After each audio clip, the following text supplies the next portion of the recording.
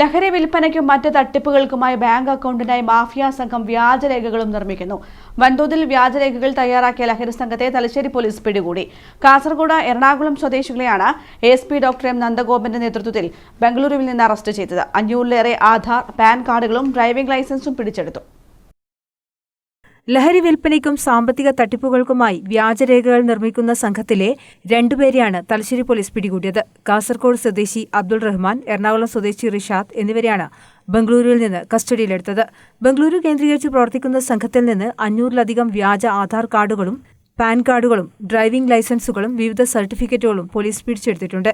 തലശ്ശേരിയിലെത്തിച്ച് ഇവരുടെ അറസ്റ്റും പോലീസ് രേഖപ്പെടുത്തി. ന്യൂമാഹിയിൽ നിന്നും ചിറക്കരിയിൽ നിന്നും MDMA പിടികൂടിയ കേസുകളുടെ തുടരന്വേഷണമാണ് ലഹരി ശൃംഖലയിലേക്കും വ്യാജരേഖ റാക്കറ്റിലേക്കും പോലീസിനെ എത്തിച്ചത്. ലഹരി വിതരണത്തിലെ പ്രധാന കണ്ണിയായ മുജിതാബിനെ ബംഗളൂരുവിൽ നിന്ന് അറസ്റ്റ് ചെയ്തതിന് പിന്നാലെയാണ് നിർണായക വിവരങ്ങൾ പോലീസിന് ലഭിച്ചത്. ലഹരി വാങ്ങുന്നവരിൽ നിന്ന് പണം നേരിട്ട് സ്വീകരിച്ച ശേഷം ആളൊഴിഞ്ഞ സ്ഥലങ്ങളിൽ മയക്കുമരുന്ന് ഒളിപ്പിച്ച് ലൊക്കേഷൻ കൈമാറുന്നതായിരുന്നു സംഘത്തിന്റെ പ്രവർത്തന രീതി. സാമ്പത്തിക ഇടപാടുകൾക്കായി മരിച്ചവരുടെയും പാവപ്പെട്ടവരുടെയും പേരിൽ ബാങ്ക് അക്കൗണ്ടുകൾ തുറന്നതായും അന്വേഷണത്തിൽ കണ്ടെത്തി. പണം നൽകി ആളുകളെ ബാങ്കുകളിൽ എത്തിച്ചാണ് അക്കൗണ്ടുകൾ ആരംഭിച്ചിരുന്നത്. മറ്റുള്ളവരുടെ പേരിലെടുത്ത സിം കാർഡുകളും വ്യാജ തിരിച്ചറിയൽ രേഖകളുമാണ് ലഹരി വ്യാപാരത്തിനും യാത്രകൾക്കും ഉപയോഗിച്ചിരുന്നത്.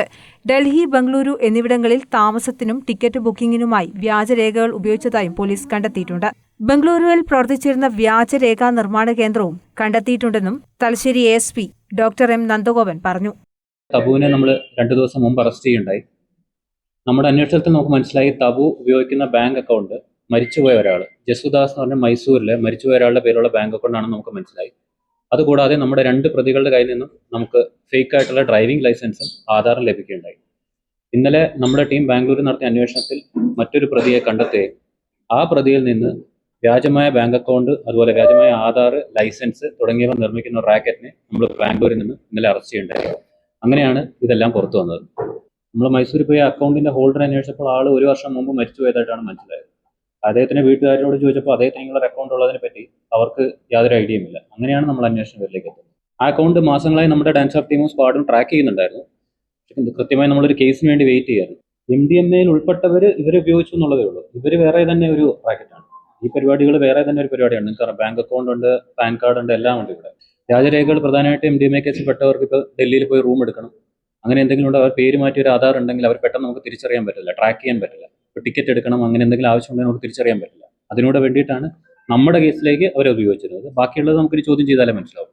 ഹരിയാനയിലെ ഗുഡ്ഗാവിൽ നിന്ന് MDMA പിടികൂടിയ കേസുമായും ഈ സംഘത്തിന് ബന്ധമുണ്ടെന്നാണ് അന്വേഷണ സംഘം പറയുന്നത്. ലഹരി മരുന്ന് ഡൽഹിയിൽ നിന്നാണ് എത്തിച്ചിരുന്നതെന്നും കണ്ടെത്തിയിട്ടുണ്ട്.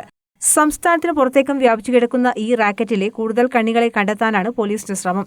Kannur city police commissioner Vijay Bharath റെഡ്ഡിയുടെ നിർദ്ദേശപ്രകാരം തലശ്ശേരി ASP ഡോക്ടർ M നന്ദഗോപന്റെ നേതൃത്വത്തിലുള്ള പ്രത്യേക സംഘമാണ് അന്വേഷണം നടത്തുന്നത്. കൂടുതൽ അറസ്റ്റുകൾ ഉടൻ ഉണ്ടാകുമെന്നാണ് പോലീസ് നൽകുന്ന സൂചന. News bureau, Thalassery.